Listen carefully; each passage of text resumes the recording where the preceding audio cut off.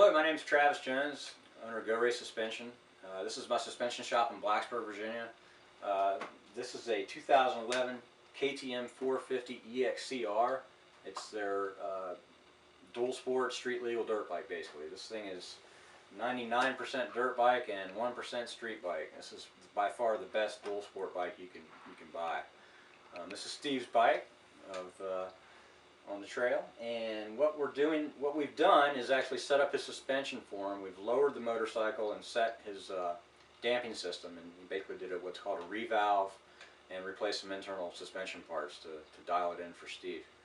And starting with the shock, what we've done, we lowered the bike a whole 2 inches. You know, this thing has a humongous seat height when it comes stock. You know, if you had a 32-inch inseam, you'd still be on your tippy toes. You know, but both Steve and I are around 29, 30, so we're looking for some comfort as far as getting our feet on the ground. But the way we've done it, the way I did it was I went inside the shock and I reduced the shock travel by 8 millimeters, and then at that point, that by 8 millimeters takes 1 inch out of the suspension. Where I got the other 8 millimeters is on the bottom of this shock where it goes through the swing arm. It's called a Heim Joint, and there's a company that's called Synergy Fork Seals, and they offer what's called the X bushing. The X bushing is a eccentric bushing that you can rotate and change the height of the rear of the motorcycle. So that's where we got the other 8 millimeters in the shock. The fork, we went inside and changed the top out system in the fork, and we're able to reduce the suspension travel by a full 2 inches in the fork.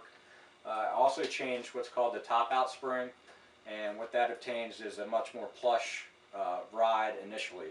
You know, when you come up off the bumps and you're just riding down say an unloaded road and you hit a lot of rocks and choppy stuff, it just really helps by reducing the harshness in that area. Another aspect of that would be the base valve. The base valve assembly is on the bottom that controls the compression of the fork. And I changed that component with a component that comes out of Belgium, superior to the stuff that comes in stock. It has a much higher flow rate and better sealing capabilities as far as the base valve itself goes. But this is step one of this job. He brought it to me first. We did the suspension. We've got the geometry correct. You know, this is a project bike, so this is step one's complete.